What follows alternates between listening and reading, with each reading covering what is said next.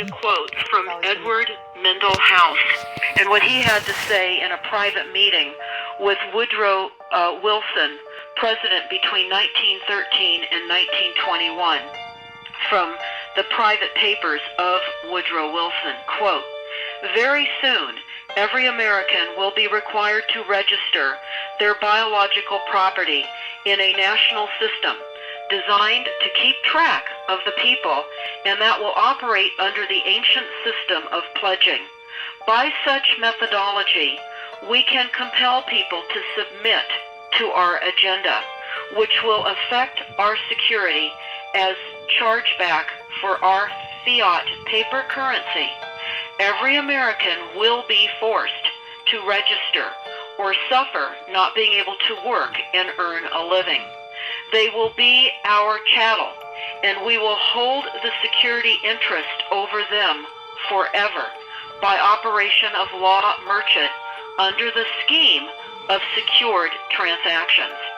Americans, by unknowingly or unwittingly delivered the bills of lading to us, will be rendered bankrupt and insolvent, forever to remain economic slaves through taxation secured by their pledges.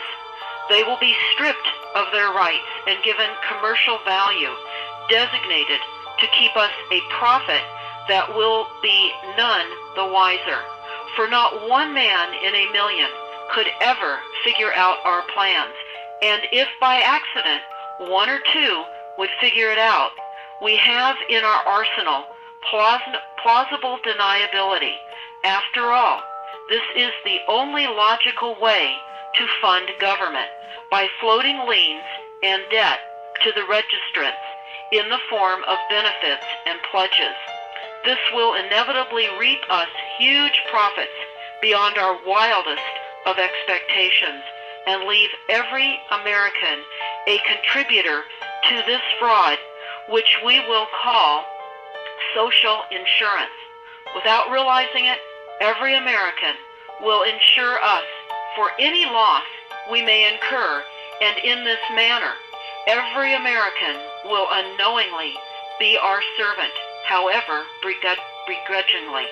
The people will become helpless, without any hope for their redemption, and we will employ the high office of the President as our dummy corporation to foment this plot against America.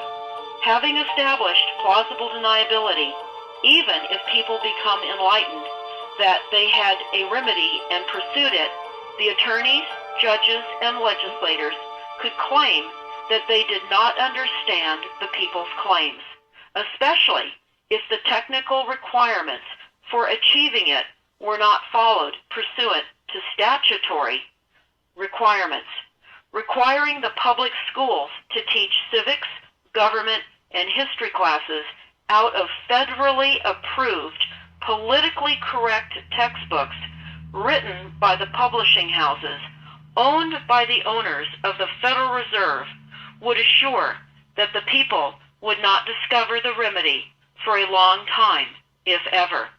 I would recommend that everyone read Fruit from a Poisonous Tree by Melvin Stamper, M-E-L-V-I-N, Stamper, S-T-A-M-P-E-R. That is Fruit from a Poisonous Tree. This is out of Chapter 2 of Fruit from a Poisonous Tree. I'm going to just read a quote from Edward